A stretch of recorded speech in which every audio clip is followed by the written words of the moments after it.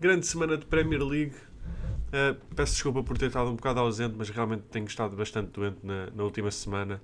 O que é um bocado triste, até porque houve mesmo jogos muito importantes para o campeonato, desde o Arsenal com o Chelsea, o empate, desde a derrota do próprio Chelsea com o Leeds, agora à meia da semana, desde a vitória do Arsenal frente ao Brentford, desde o 5-4 do City contra o Fulham, que foi um jogaço incrível. Mas realmente foi difícil para mim. Eu tenho postado também a dizer que assim que tivesse mais em condições iria então fazer voltar a gravar os vídeos. Ainda tentei, mas realmente a minha voz não estava nas melhores condições, ainda não está perfeita, de certeza. Mas, mas foi uma semana muito grande e vem aí mais agora neste fim de semana. Mas eu quero falar um bocado do Chelsea, quero falar daquilo que foi aquela mini corrida ao título durante 3 dias. Uh, os positivos, os negativos, e depois também dar um bocado de tempo ao que foi o jogo do City com o Fulham, que foi um dos melhores jogos da época, na minha opinião, em conjunto com aquele jogo do Newcastle com o Liverpool no início do ano. E é isso, bora lá. Eu sou o Rafael, isto é o RFC e vamos a isso.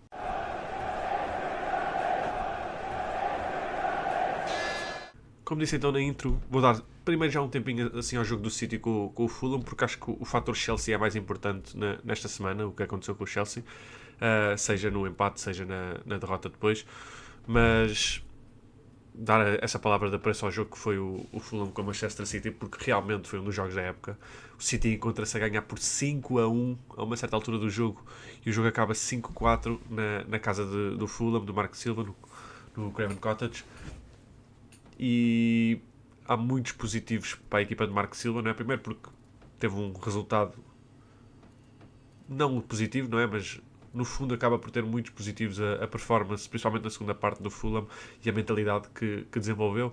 Na minha opinião, o Fulham, e já tinha feito isso na previsão no início do ano, o Fulham não é uma equipa que vá descer, mas não é uma equipa daquelas tipo o Bournemouth, ou o Brighton, ou o Palace, que vão estar a lutar pelos lugares europeus, na minha opinião.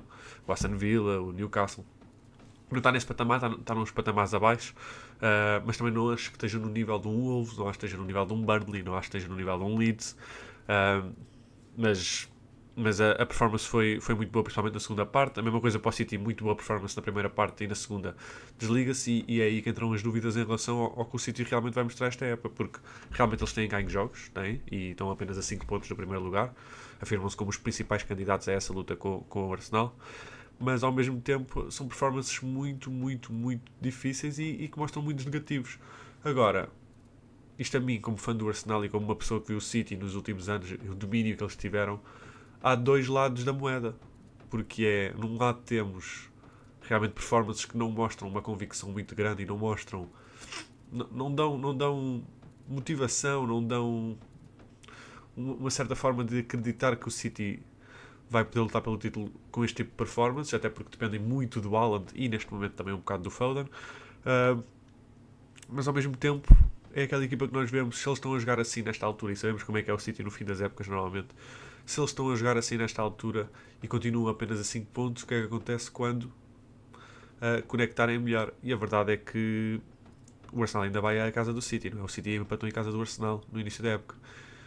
Portanto, é esses dois lados da moeda. De um lado, eu olho para as performances deles e não me parecem uma equipa boa o suficiente para lutar pelo título, mas do outro lado da moeda é o Guardiola e o City. E por mais que esta equipa seja diferente da equipa que tinha Agüeros, que tinha o Haaland com o Gabriel Jesus ao mesmo tempo, até com o Julian Alvarez, aquela equipa que dominou, a verdade é que é o Guardiola. E o Guardiola é sempre assustador porque é um treinador que não só consegue puxar pelo melhor dos seus jogadores, mas é um treinador que é o melhor de sempre, na minha opinião. Se não é para ti, de certeza tem que estar na conversa.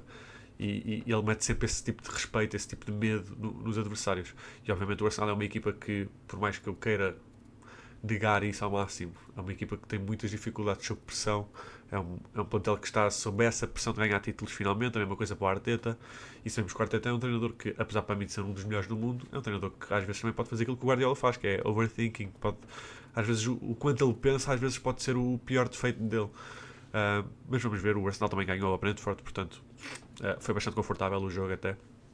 Mas vamos então falar um bocadinho aqui do Chelsea e aquilo que aconteceu, porque a performance do Chelsea contra o Arsenal é absolutamente incrível. Sem ser o facto do Caicedo ter sido expulso, daquilo que seria um jogo que estávamos à espera daquela rivalidade do Caicedo com o Declan Rice. Não só o Caicedo levou vermelho e obviamente não foi o melhor jogador do meio campo naquele jogo. O Rice, apesar de ter tido uma boa performance, também não foi o melhor jogador do meio campo nesse jogo, porque obviamente foi o Reece James. E eu tenho sido uma pessoa que não gosta muito de alimentar a conversa do Timber contra o Reece James. Primeiro porque lá está, um joga constantemente a lateral direito e o outro tem jogado no meio campo a maioria dos jogos grandes, pelo menos. Até porque é o Malo Augusto que normalmente vai para aquele lado direito. Mas é porque eu acho que eles são jogadores tão diferentes e com características tão diferentes. Acho que o Timber é melhor defensivamente, apesar do Reece James ser uma besta defensivamente também. E acho que o Timber tem melhor progresso com a bola, em termos de drible, em termos de manter a bola, em termos de não perder a bola. Mas obviamente o Timber não tem aquela qualidade de passe que o Reece James tem, não tem aquela capacidade de bater bolas paradas que o Reece James tem. Lá está, são jogadores mesmo muito diferentes. Mas obviamente o Reece James primeiro foi o melhor jogo dele nas últimas 3, 4 épocas, desde aquelas lesões. Mas é óbvio que o Reece James é um jogador de classe mundial, é um jogador que no seu melhor toda a gente sabe o quão bom ele é. E realmente ele foi o melhor jogador do jogo, sem dúvida.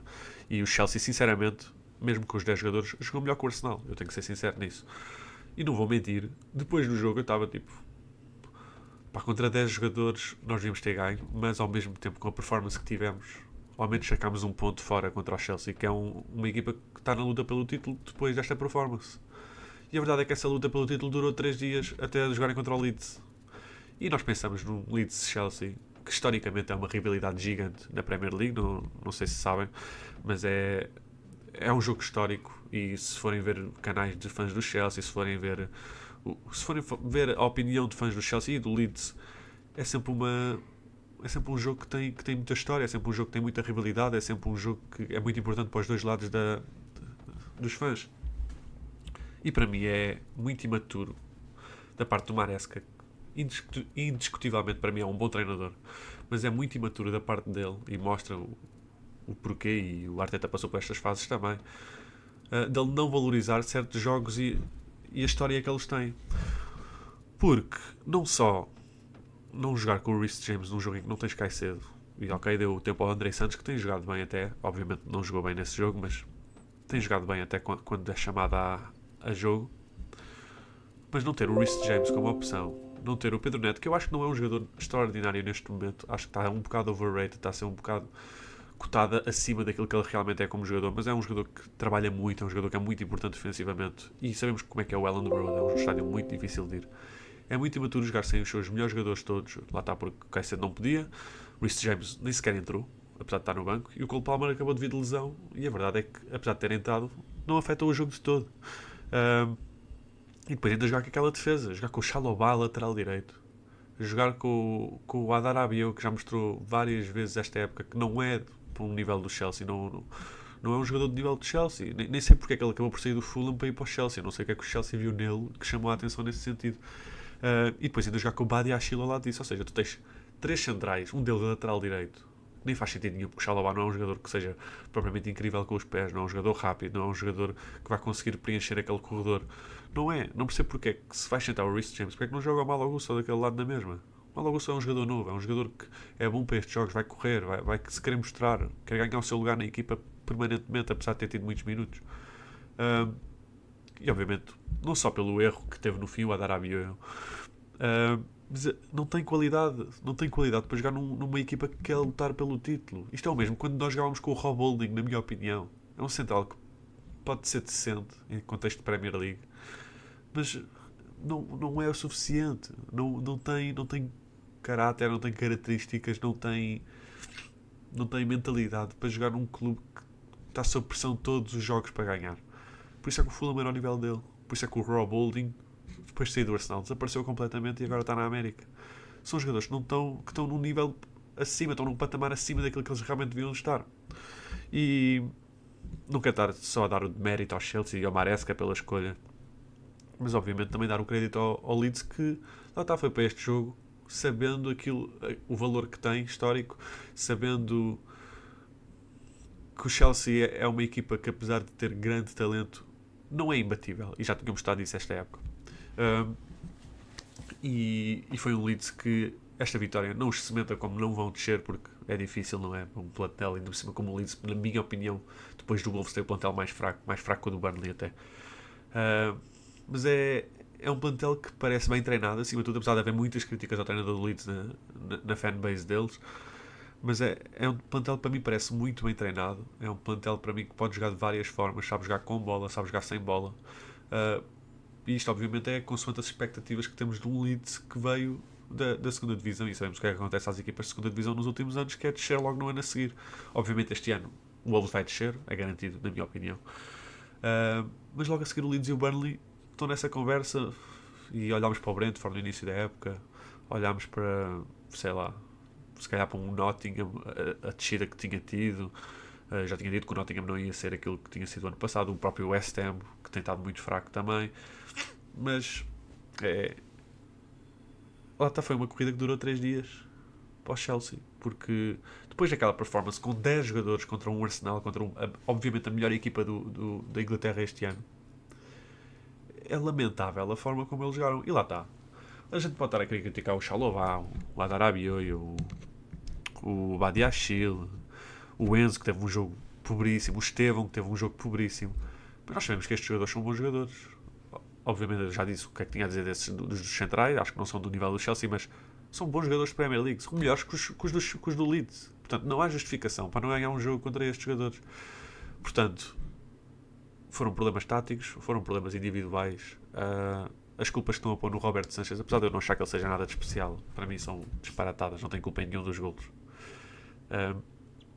E depois há as críticas, se quiserem pôr no Estevão, se quiserem pôr no Gittens do lado esquerdo, se quiserem pôr no João Pedro.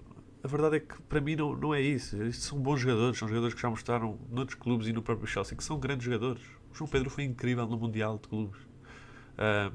A minha maior dúvida neste plantel, já falei do Adarabioyo e do Badiachil, obviamente, e do Xalobá, mas o Delap, que para mim é outro jogador que fez um salto que se calhar realmente não. Ele teve uma boa época no Ipswich, obviamente, o melhor jogador do Ipswich, mas não é jogador para o Chelsea. Não é. Não tem aquela presença na área que eu estava à espera. Não tem o toque de bola, obviamente, para esse nível. É um jogador que mostra muitas dificuldades com a bola no pé. Mesmo no espaço, não é um jogador que parece mostrar.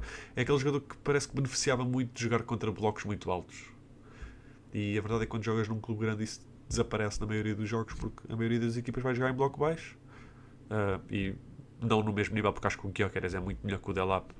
Mas acho que vemos essas dificuldades também num jogador como o Gyökeres no Arsenal, que é um jogador que não estava habituado a jogar contra blocos altos, vamos ser sinceros, mas que ia a umas competições europeias, por exemplo, contra o City, a performance contra o City na Champions pelo Sporting, jogou contra um bloco alto, jogou como uma equipa não favorita.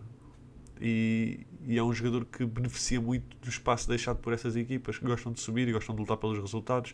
E a verdade é que vai jogar contra um Leeds, vai jogar contra um Burnley, vai jogar contra um West Ham, e estas equipas vão jogar em bloco baixo contra ti. E vai ser muito difícil mesmo de participares no jogo. Vais ter 2, 3, 5, 10 toques num jogo inteiro, e há poucos jogadores que conseguem viver com isso. E o Delap não me parece ser um deles, a verdade é essa. De qualquer forma, o Arsenal cimenta-se como principal favorito. Obviamente o Manchester United voltou a empatar, o Liverpool voltou a empatar, o Tottenham voltou a empatar. Isto, pronto, e com a derrota do Chelsea, as dificuldades do City, isto mostra-se cada vez mais como um campeonato que não só o Arsenal é favorito, mas o Arsenal é o seu maior inimigo na cena de não ganhar, porque sabemos o que é que o clube vem a passar nos últimos anos, apesar de estar sempre na luta, apesar de mostrar grandes performances, seja em competição for, mas sabemos que o maior inimigo do Arsenal quando está à frente, quando está na liderança, é o próprio Arsenal. E vamos ver o que é que acontece, até porque houve mais lesões, não é? O Arsenal ficou sem Mosquera, o Arsenal está sem Gabriel, está sem Saliba, vai ter que ser Nketiah e Timber com o Ben White à direita. Vamos ver se ele também não arranja uma forma, se calhar, para o Calafiori a central, o Luís Kelly à esquerda. Não sabemos. Ainda há mais jogadores, lá está. Isto é a profundidade que o Arsenal tem, mas muitas lesões mesmo. Muitas dificuldades nesse sentido.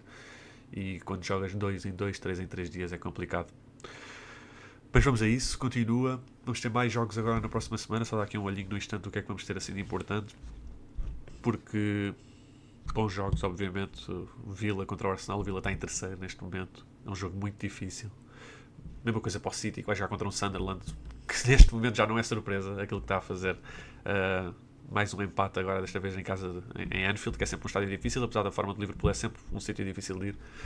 Bournemouth-Chelsea, não sabemos o que é que pode sair disto, porque o Bournemouth sabemos que joga muito bem futebol. O United tem obrigatoriamente que ganhar porque vai jogar contra o Wolves. Mas é isso. Foi mais um videozinho. Não esqueças de deixar o gosto, não esqueças de subscrever e até uma próxima. Peace.